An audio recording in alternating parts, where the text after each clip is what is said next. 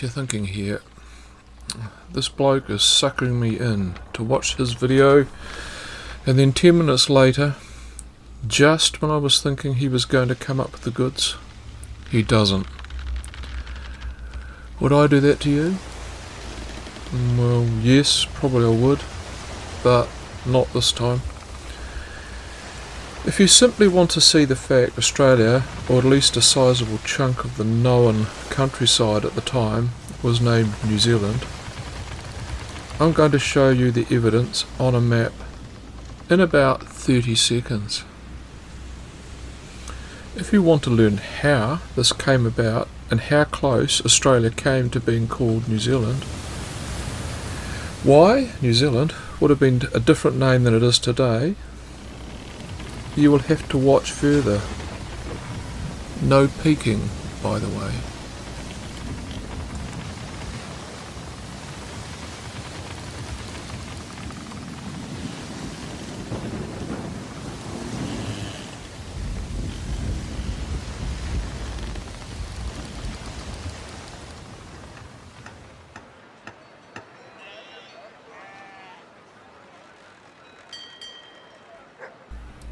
Told you so, told you so. It's all down to the exploits of this Dutch gentleman, Willem Janszoon. He was stationed in Java, Indonesia, in the early 1600s. Like Abel Tasman, he was working for the Dutch East India Company. His mandate was to locate new spoils and chart where to find them. With this mighty vessel, the Dorfkin,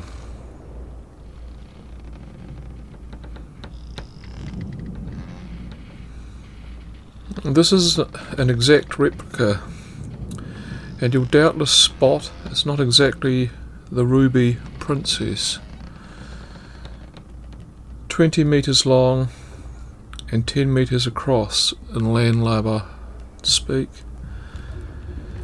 Beneath the deck were primitive lodgings, food and supplies piled to the roof. Lack of stowage will play a significant role in deciding the end of the story and ultimately naming rights. The exact number of crew she had is unknown, because some of the logs on this voyage went bye-bye, but most reports indicate around 20. Less than half of them would survive Janszoon's first journey, which started on the 18th of November 1605 from Bantam, New Guinea. Get your bearings and sea legs here.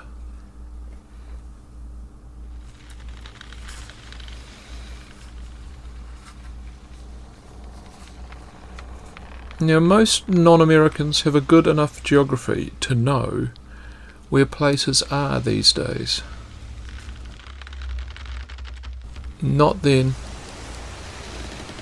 Christopher Columbus thought Cuba was in China. When Abel Tasman and his mates became the first Europeans to sight New Zealand, their best guess was South America. Halfway along his journey, Janszoon and his crew were literally in uncharted waters. Let's fast forward to their arrival into the Gulf of Carpentaria and becoming the first known Europeans to land in Australia on the 26th of February 1606. There are two stories that tell what happened when he ran into the local Aboriginal tribe, the Wik-Mugan. Their oral history says the first meeting went well, and the Dutch traded tobacco for food. And then it turned into the proverbial, when the crew of the Dorfkin tried to carry off with a couple of the local Aboriginal ladies. The other narrative was the crew was running low on food and could hear drumming from the shore, and they dispatched a longboat through the muddy shoreline and soon found themselves under attack. Of the 12 that came ashore, 8 were killed or wounded. That was a sizable chunk of his crew, and he now needed to decide whether to press on with his mission or call it quits. The lure of gold and riches was too much, and they pressed on. To a river mouth he called Batavia River. Now really desperate for provisions, they again had to risk going ashore. It didn't end up going well or any better than the first time. Aboriginals could already be spotted on the shore, and the Dutch crew weren't waiting round for them to throw the first punch. They opened fire, which was met with a barrage of spears that knocked off another sailor. By now, 9 of his crew were dead and 2 were wounded. Time to scupper back to the relative safety of Aru in the modern-day Indonesia. It was now June 1606. One positive from the voyage were the new charts he had created. The known shoreline of New Guinea had been extended. There was now a whole tract of land in New Guinea named Nieu Zeland, after his home province.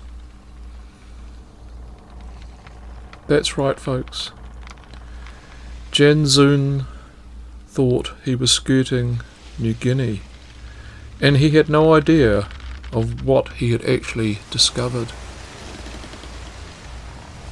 A modern-day mental picture of what he thought was the lay of the land would be, say, Papua New Guinea joined to Australia at the north-east coast.